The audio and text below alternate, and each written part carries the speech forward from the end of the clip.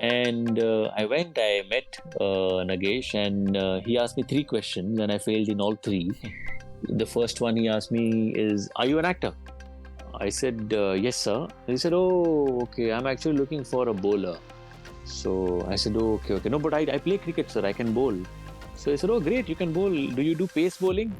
I said, "No, sir. I am actually a medium pacer, not a pace bowler." He said, "Oh, actually, I'm looking for a pace bowler. But anyways, how old are you?" So I said, "Sir, I am 29."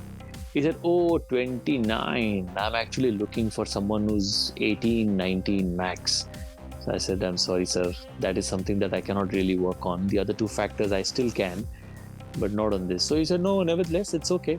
Give me your number. Let me call you for an audition, and then let's see how it goes." Hello everyone, my name is Neil Patel and you're listening to the Indian Startup Show, and that was my guest Shreyas Talpade. He's the actor, director, producer, and now he's entering the exciting world of entrepreneurship, building India's first ever streaming platform dedicated to the theatre and performing arts called Nine Rasa. The platform gives you access to several hours of plays, skits, storytelling, stand-ups, chats and more across several languages. So in this episode he talks about how the idea got conceptualised during the pandemic and how the platform works and developing the ecosystem. He talks about the decision making process and what goes on the platform and what doesn't. Shreyas then goes on to talk about his acting career, including his big break, talks about learning the craft, getting recognised for the first time, talks about dealing with directors and writers, and finally he talks about why you should ignore the critics, stop overthinking and just go do it, and much more. So pleasure to the show. Thank you. Hi Shreyas, welcome to the Indian Startup Show. Thank you so much, Neil. Lovely to be here, and I guess it's great talking to you. I've heard a couple of your other podcasts as well, and some phenomenal stuff by a lot of phenomenal people, I must say. Awesome stuff. The check's in the post. So yeah, please tell us what you're building.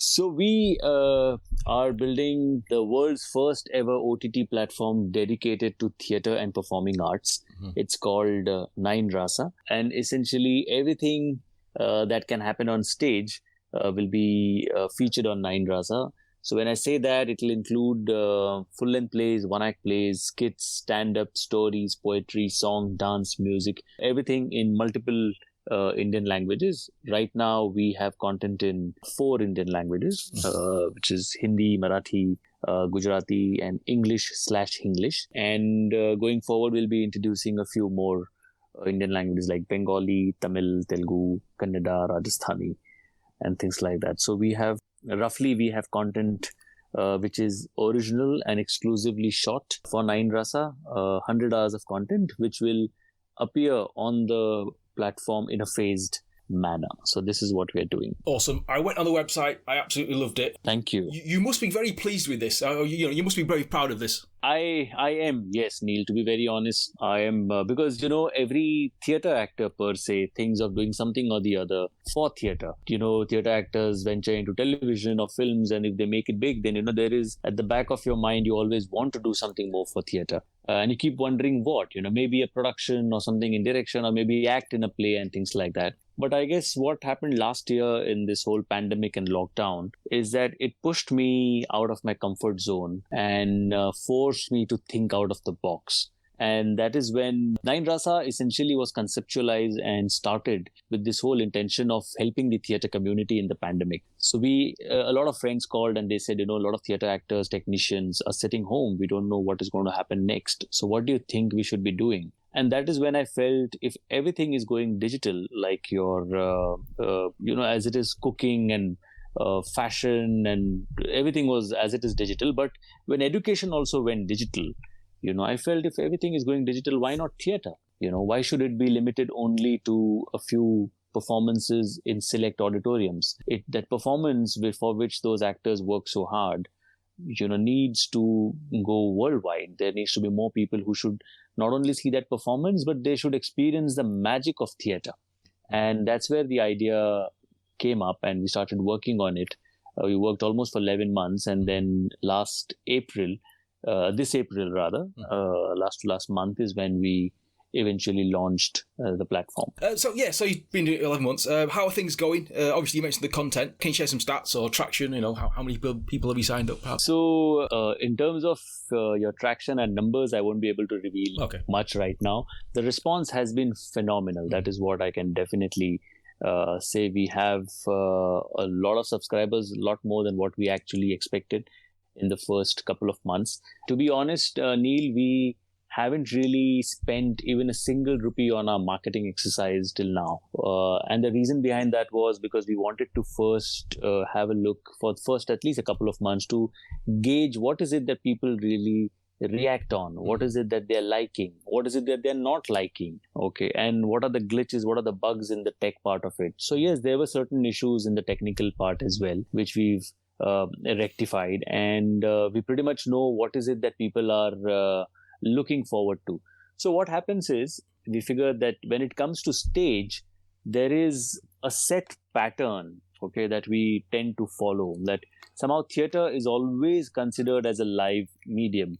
So whoever I speak with, 99.9% of the people will always say, but don't you think theater is a live thing? So obviously it is a live thing, and I have done theater for almost 16, 18 years. So I know for a fact that, there is nothing in this world that can replicate the magic of a live performance, whether it is theater or any sport, right, for that matter. But my logic or my answer to that is, if cricket would not have been covered with various cameras and brought to your TV screens, probably cricket today would not have achieved a religion-like status, at least in our country.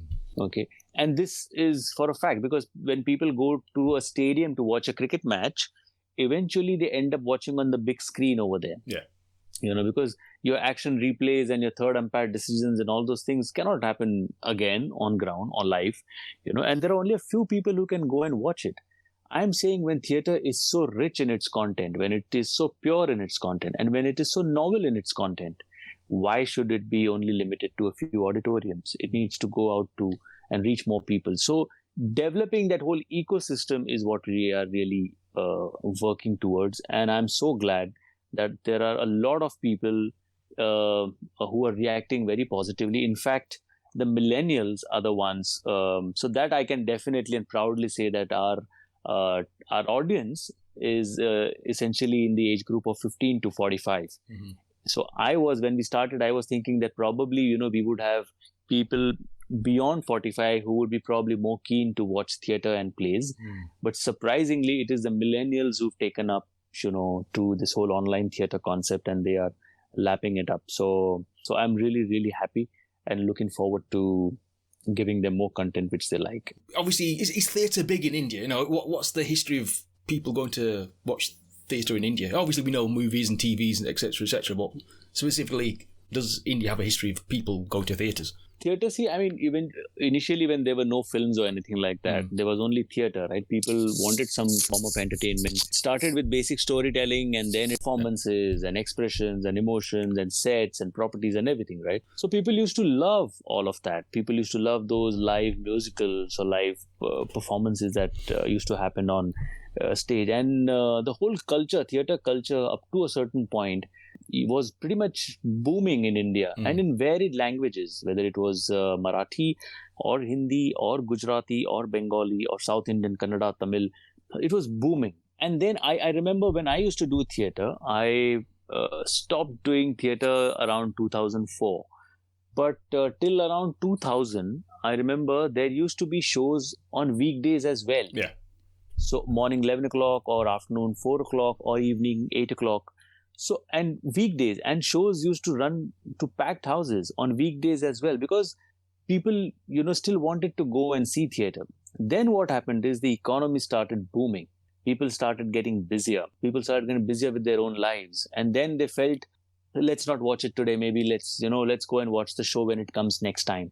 But that next time never happens. And that is the reason that somehow the weekday shows got shut, and the shows used to happen only on weekends. So people would feel, okay, we'll go on Saturday afternoon. Then they said Saturday is a day when we get some time to rest, because Sunday again we have to go somewhere with family. So let's try and catch the evening show. So that is the reason somewhere, it's not like film that you miss the 3 o'clock show, then probably you can still catch the 3:15, 3:20 show, right? Or 3:30 show in the same theater, same multiplex. If you miss a theater show at 3 o'clock, then you have to wait for the show to come back again in that same theater at a time which is convenient to you.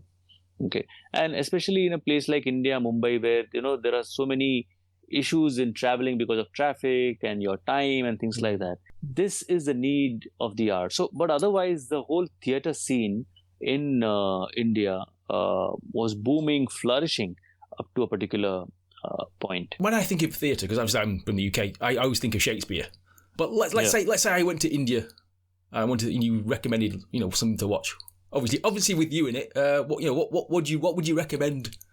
No, so there have been, of course, some great writers in Hindi like Premchand or Krishna Sopti. So we have some plays by Premchand ji, Krishna Sopti ji, or Ratnakar Matkari ji, or P.L. Deshpande, or Vijay Tendulkar ji. So a lot of stalwarts, and when you read their plays, so also what has happened is somehow ironically, whenever you say that okay, I'm going to be shooting a particular play and putting it up online for people to see, so majority of your, let's say, 50 plus age group citizens or audience will end up asking you, Acha, do you have that classic with you? Are you going to be showcasing those classics? So my answer to them is yes, of course. I mean, as a theatre buff, as a theatre actor, I have adored and admired those classics all my life, and I would definitely want to showcase them on the platform and in fact be a part of some of them, as an actor. But I also want to say that, there are so many new writers who are coming up with some phenomenally great new stuff. When will they get their chance? There are so many new guys who want to write for theatre, who want to make sure that, because they can experiment over there, right? It's like, that's the reason we introduced this whole one-act play concept on the platform, which was not done earlier. It was not done anywhere earlier. So one-act plays used to happen in intercollegiate competitions and things like that. But some very, very interesting contemporary subjects is what they write on. Okay, and then they keep experimenting on that subjects. The writing is superb. So my thing was, when will people get to know about things? When will these things become classics? If we just keep sticking to the older ones, all our life, then when will the new ones get their chance or their whatever moment under the sun? So that is what we are focusing on, in fact. So yes, while we do appreciate and want those classics, we are also focusing on some new content, new writers, writing some phenomenally great contemporary stuff. I suppose, obviously, with it being a streaming service, you probably can get comparisons with like YouTube, Amazon, etc., Netflix. What do you think about that? No, so to be honest, we are definitely not competing or trying to compare ourselves with the Netflix or Hotstars or Amazons of the world, because those are phenomenally big companies, with big pockets. We are just a relatively new company. It is a completely self-funded venture. So all the money is going out of my pocket for now. But, I put in money because I was convinced about the concept. I was convinced about the fact that, yes, theatre needs to go worldwide. That is one. I was convinced about the fact that it has immense scalability, because right now, for example, someone asked me, in that whole pie chart where Netflix has, let's say, 30% share, Hotstar 35% share, Amazon 30% share, and the others have some 10% share, where do you see yourself? So my answer is, I'm not in that pie chart at all, because my OTT platform is the first ever dedicated to theatre and one of its kind, which is only for theatre and performing arts. So technically, if you ask me, I'm on my own. I have a different pie chart of my own right next to them. And that 100% audience that is distributed in them technically is my entire audience, because my thing is, I want to develop that ecosystem where theatre reaches every household, because it is a form of entertainment, a medium of entertainment. And if not today, tomorrow, it will definitely reach out. So because the world is shrinking, okay, and the information that is spreading at a pace like never before. So it's just a matter of time that people get to know about it. And right now we have Indian theater content. Very soon, we will also collaborate with international productions, and we can have those content pieces with us as well. And then it's only a matter of time, right? When people will start watching it left, right, center, where the millennials, like I said, if they're so hooked on to the platform, if they're enjoying the content on the platform, then obviously they are completely okay with this whole online experience, because that is what they know. They are right now having their education online. Okay. So obviously it's just second nature for them. Okay, so we watch maybe a series on Netflix, we do our studies on our laptop, and similarly we watch theater online. It's as simple as that. So in terms of scalability, it is immense, it is huge. And I was pretty convinced about that. So to answer your question, no, I'm not competing or comparing myself with the giants of this world. Awesome stuff. Yeah, like I said, I went to the website, and I think for a website like this to be successful, you need a lot of creators, which you have, some really talented people on that platform. Obviously, talk about the creators or people who've worked on this website. You're absolutely right, Neil. The team, there has to be a team behind all of this, and I'm happy and fortunate to have some of the best people in the industry backing me in terms of creating content or acquiring content or programming and things like that. So we have someone like Mr. Sanjay Upadhyay, who is an ex-programming head at Sony Television, and then he was handling all the regional verticals at Colors, that is Viacom 18 network, before he quit his job, and now he joined us as our programming and strategy head. Then we have a national award-winning director, Ashwini Chaudhary, who handles our content operations and acquisitions. And, some more. Obviously, it's a very, very lean team. I am personally looking a lot into the, day-to-day affairs of the company. So, very lean team, but some really experienced people supporting me on this entire venture. And you cannot do anything without your team per se. In terms of content creators, producers, yes, we have some extremely new talented guys, dynamic people directing some content for us. At the same time, we have someone as legendary as Mr. Vijay Kenkre directing some content for us. He's done more than 100 plays as a director. In fact, his father was a very, very renowned director. And like I said, we have some scripts which are certain classics by Premchand ji, then Krishna Sopti ji, Ratnakar Matkari ji, and writers like those, and in addition to some new writers. So I think, it's right now, it's a great mix, and we are very happy with the way things are moving. Like I said, we've not really started our marketing activity yet, but still there are many people who know about Nine Rasa and are subscribing to Nine Rasa or becoming registered users of Nine Rasa. So I'm very happy with the response that we're getting. How do you actually determine what actually goes on the platform then and what doesn't? That must be quite a tough decision process around that. A few arguments and stuff like that. I don't know. It is, but what, right on day one, thankfully, my wife actually is a clinical psychologist by profession now. She handles our production as well, and admin part is something that she takes care of. But she was very clear right in the beginning, and she's one of the founders of Nine Rasa. So she was very clear that Shreyas is not going to be the one who will select all content. Right. So this entire team... And what did you think of that? I agree with her. Obviously it is... something which not anybody would really like when it is said in that manner. Yeah, especially when it's your money. Yeah, exactly. But, it makes sense because then it's very simple logic that, if I keep selecting everything, then all the content is going to be only of my choice. And I'm not God. I don't know what is it that people might like or might not. So it's very important that, everybody from the team, then we do our voting as well. And most of the time it is a content piece which everybody likes, which, we get a thumbs up from everyone and then we go ahead with it. But otherwise, there are certain content pieces which I'm not convinced about, okay, as a person or as an actor. But there are others in the team who are very confident about it. And then we go ahead with it. It's as simple as that. So, and in fact, to be very honest with you, there are those content pieces which are getting some great traction. So I know I could be wrong at certain places. Okay, I know my conviction about certain content pieces might not be the best one.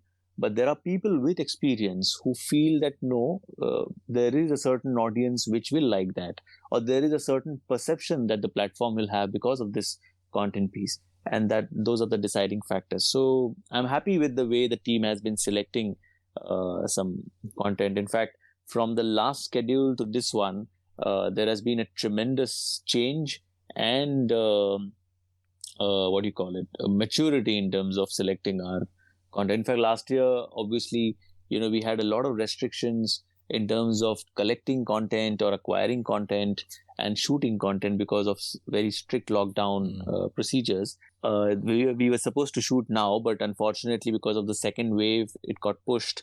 And we are pretty much in the same scenario as last year, where, there are going to be a lot more restrictions, in fact, now for shooting. But it's okay, we are used to facing challenges and overcoming them. So we're looking forward to shooting some great content now. Yeah, I suppose being an entrepreneur is, something different, something new to what you're usually doing. Were you sort of like intimidated or worried about getting into this project? Or did anyone try and talk you out of it or, before you started? Because obviously it's something new, right? So you don't know how it's going to happen. Yeah, exactly. There's no reference point per se. And especially when you're putting in so much of your own hard-earned money, then obviously there are some people who will always tell you, especially coming from a middle-class Maharashtrian background, I personally feel, I wasn't that all that great as far as business is concerned till last year, till I got into this. And then this last year taught me a lot. Pretty much I can pass out from London School of Business if they take my exam today.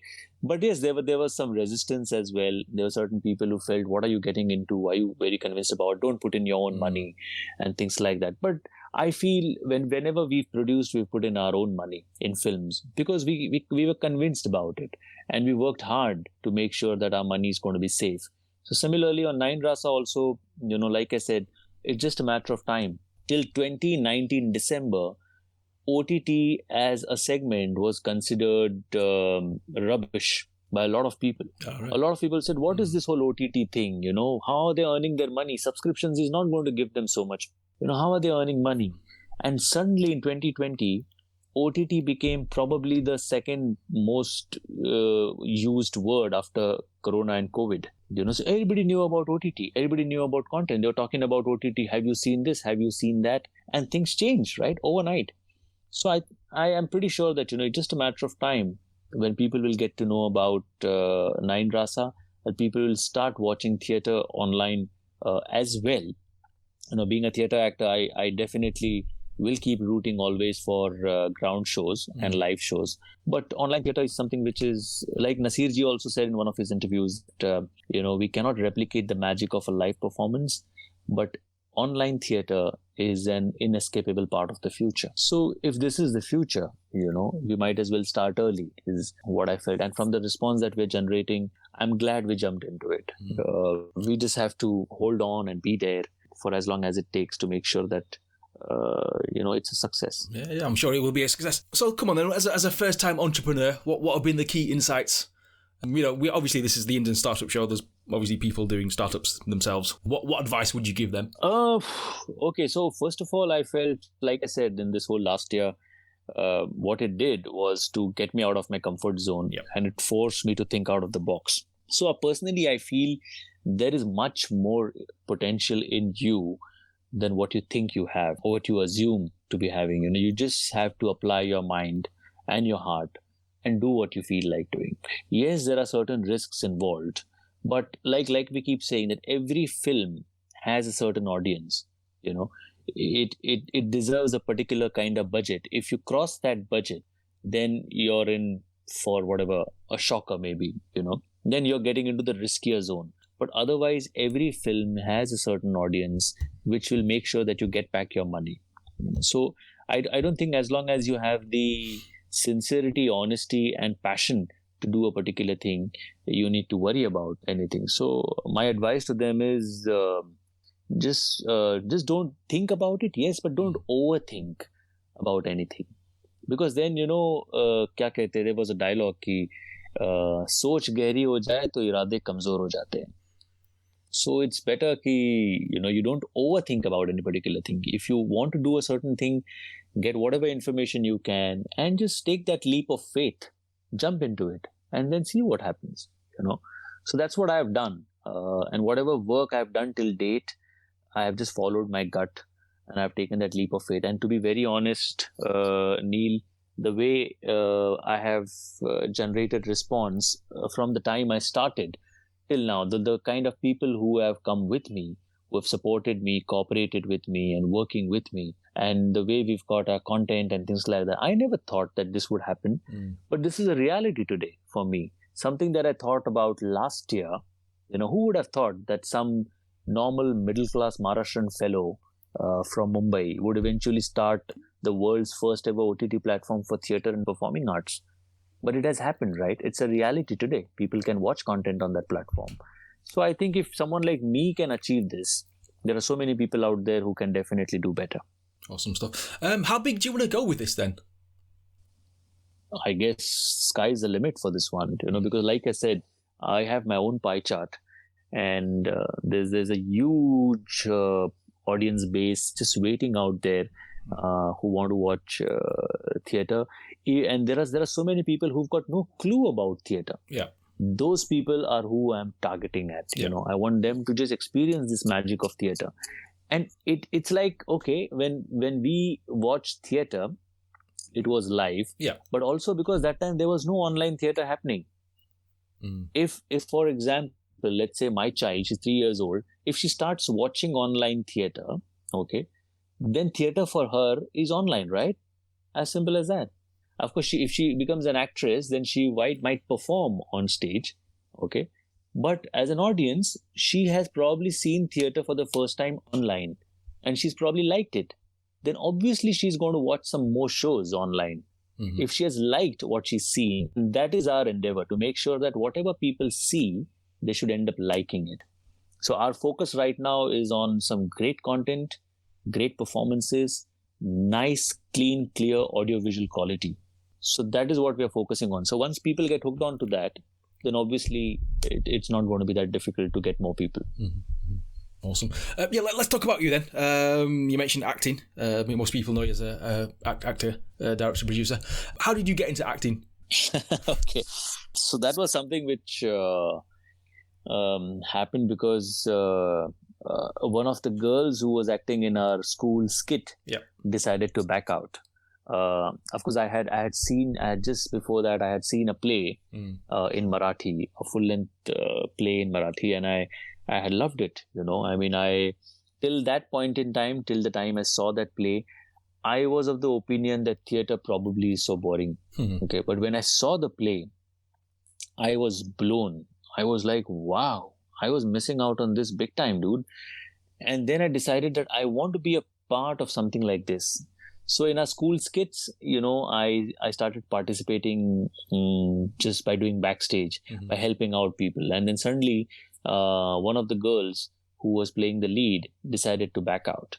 Right. And so my habit was I used to rehearse and I used to by heart all the lines of all the characters. Okay, so whoever actor used to be there, I used to learn his lines and I would just be, I used to like doing that. And then suddenly, because she backed out, my friend suggested, why don't you play that part?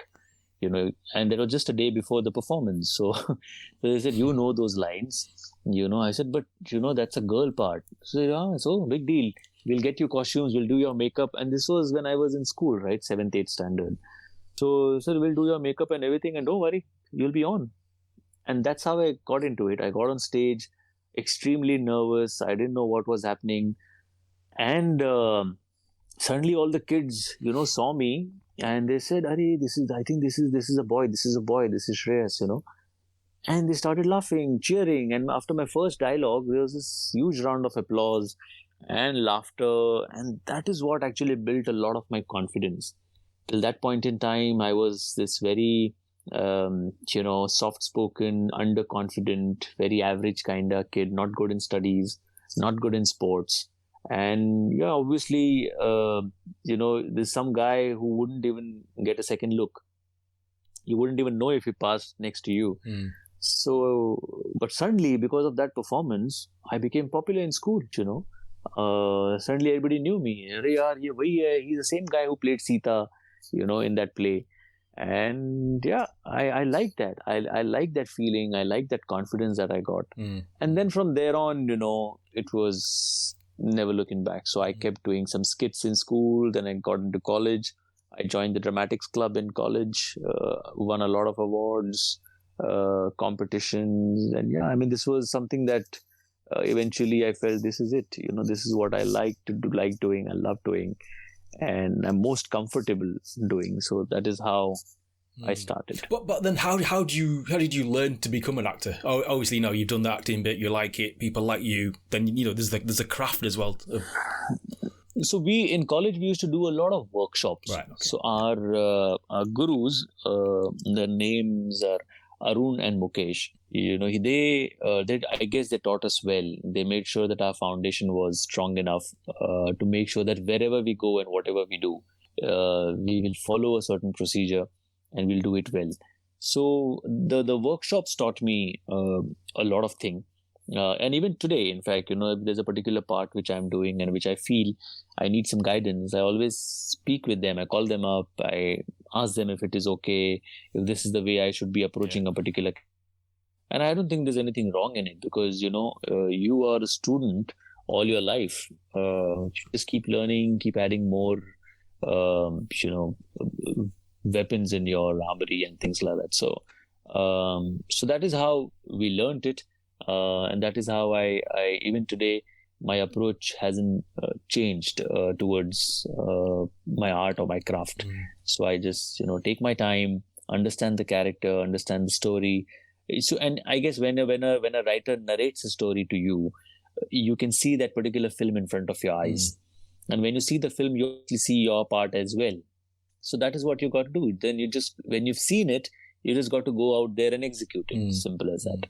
Well, let's say you see a script and the director says you should be doing this, and you think, well, actually, my character should be doing the opposite. Would you actually say to the scriptwriter or that director, look, perhaps change this word or this line or something? Would you get involved with that? In the script, yes. I mean, there are times when when you read it, that certain things. What happens with a particular writer or director, because they've been doing it so many times over and over again, there are certain times that they might lose out on certain objectivity.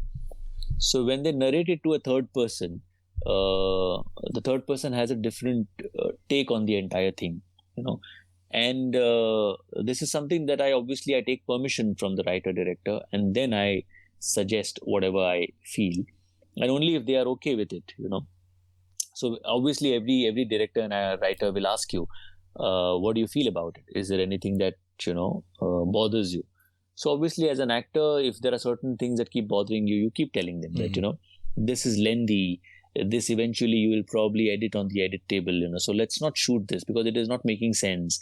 It is just repetitive or repeat information, or certain dialogue, certain punches, which you feel that, can I say something like this here, which will be a little more funnier. So we keep doing that all the time. And yes, there are some directors who are okay with that. Some are not okay with it. So, you understand that, and then you keep quiet. You're like, okay, because I think probably, and it's not that they are not right. It's just that they have their own vision and conviction for the same. So I think once you've agreed to it, then you should just follow the director's vision for that particular project. Awesome. What was your breakthrough moment then? I guess me doing Iqbal in 2005 was the breakthrough moment for me. Because today, whatever I am is thanks to Iqbal. Because Iqbal gave me name, fame, identity, money, everything. So obviously everything else followed after that. But yes, I think I can never thank Nagesh Kuknoor, Subhashji, Rahul Puri, Eli Hiptullah enough for giving me that opportunity of a lifetime. Because you did a TEDx talk and you talked about that moment. Yes. And you talked about that moment that you got the job or the role. Yeah. Just tell our listeners about that, because initially you weren't going to get that role. So when in fact, when I got a call from another friend of mine, he first said that, do you play cricket? And I said, yeah, of course I play cricket. So he said, okay. Nagesh Kuknoor is making a film on cricket, and there's a small part in that film where he wants a cricketer, a bowler. Would you be interested? And I said, yeah, why not? I'll go and meet him. And I met Nagesh, and he asked me 3 questions, and I failed in all 3. The first one he asked me is, are you an actor? I said, yes, sir. He said, oh, okay, I'm actually looking for a bowler. So I said, oh, okay. No, but I play cricket, sir. I can bowl. So he said, oh, great, you can bowl. Do you do pace bowling? I said, no, sir. I am actually a medium pacer, not a pace bowler. He said, oh, actually, I'm looking for a pace bowler. But anyways, how old are you? So I said, sir, I am 29. He said, oh, 29. I'm actually looking for someone who's 18, 19 max. So I said, I'm sorry, sir. That is something that I cannot really work on. The other 2 factors I still can, but not on this. So he said, no, nevertheless, it's okay. Give me your number. Let me call you for an audition, and then let's see how it goes. So I exchanged numbers, and after a week, 10 days, I got a call from their office asking for an audition. Said, can you come and, do a screen test? I said, yeah. So I went, I did my screen test. They liked it. They called me again in the evening, and I did it again. And then they asked me, okay, do you have dates? So all along, I've been thinking that, okay, this is for a small part of a cricketer in this film. So I said, yeah, of course I have dates. So they said, okay, block 3 months. So I said, 3 months? So they said, yeah. I said, why do you need 3 months? I said, for the shoot. I said, but isn't this some small part in this film? So they said, who told you? I said, my friend who called me and said, it's a small part. They said, no, are you mad? This is for the lead part of Iqbal, the guy that we're looking for. So I said, oh my God, okay. Can I audition again? So he laughed and he said, yeah, you will have to. Don't worry about it. You will have to do a couple more auditions. So I was shortlisted. Then I did a couple more bowling auditions and things like that. And it was only after that 2 of us got shortlisted. And Nagesh and his entire team, then there was voting that happened that who should play Iqbal between the 2 of us. And I was told that Nagesh's vote was in my favor. And that's how I became Iqbal. Well, the rest is history. Was that the first time you actually got recognised on the street then? In fact, before that, I had done a few Marathi daily soaps on TV. Yeah. And a huge section in Maharashtra, as in Maharashtrians knew me from TV. Mm-hmm. Okay. So I still remember the first time that I did a particular part in a series, and that name of the character was Nishant Mahajan. Okay. And at that point in time, I didn't have any vehicle, no bike, no car, nothing. I used to travel by bus, the normal, your state transport bus. So I was waiting for a bus at a bus stop, and suddenly, the bus came and stopped in front of me, and one guy from inside the bus was yelling, Nishant, Nishant, Nishant, and I had no clue. So we kept looking all around us, and he was looking at me and yelling my name, and he said, hey, Nishant. And then I said, me? And he said, yeah, Nishant, hi.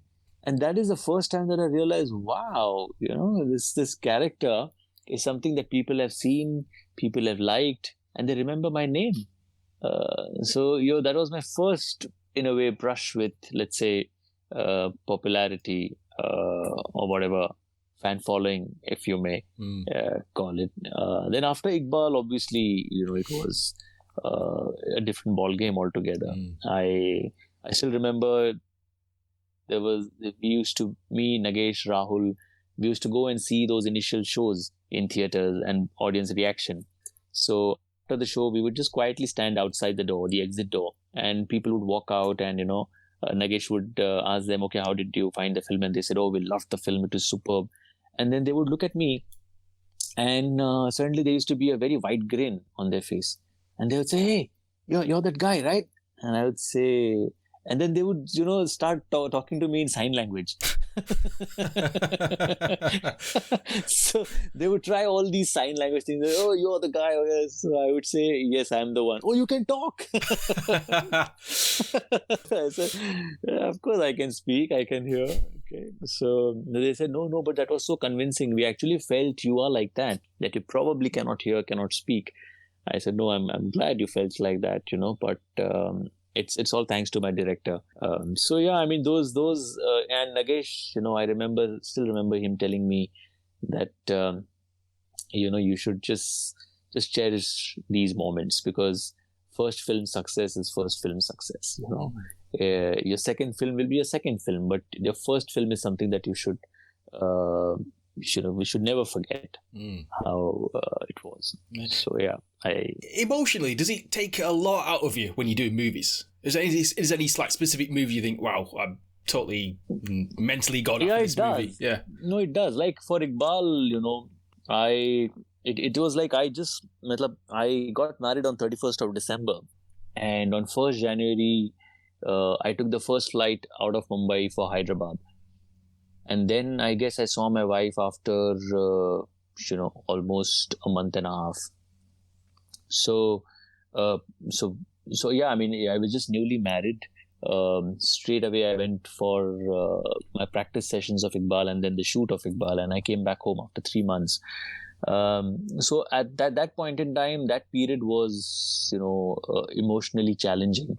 It was obviously even physically tiring. Yeah. The kind of practice and shoots that used to happen, but couldn't have given it up for anything in the world. So thankfully, my wife, it's her birthday today, by the way. So, but because we had planned this earlier, so I said, no, we're going ahead with this interview. Yeah. So she was, firmly behind me, and she supported me like anything. So she said, don't worry about me.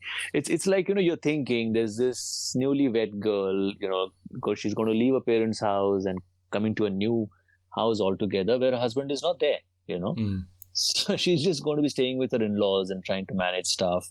New place, new people. How is she going to be? Is she okay? Is she not? But she didn't complain about anything. She was ever smiling, ever supportive. So, of course, we haven't done a honeymoon yet technically. So she didn't complain about anything. I didn't have money at that point in time. I couldn't buy her anything. Yeah. So, but she was completely okay with all of that because somewhere she believed in me as a person, as an actor. And then she also, probably she was the one who felt more about the fact that Iqbal could be that turning point in my career. I was just, taking one day at a time and trying to give my best shot to that particular film, having no clue what that film is going to do in my life or for my career.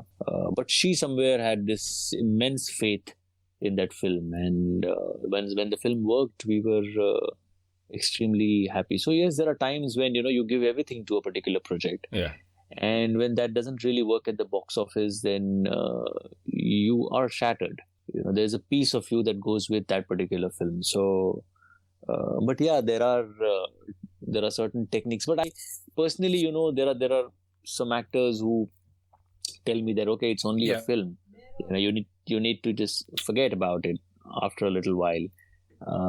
But it's very difficult to do that, because when you are performing, there are so many of your experiences that you get together, and then, you think about the character, think about all those little things. How will he eat? How will he walk? How will he sleep? How will he speak? You think about those little things and then you perform. And especially, today, everybody is a critic. They have their own damn platforms with some 15 followers and they'll just write, So, okay, this particular story, this actor, no one impresses you and things like that. So my thing is, what have you done before in life? Have you even looked at your own life or your own self in the mirror and asked this question?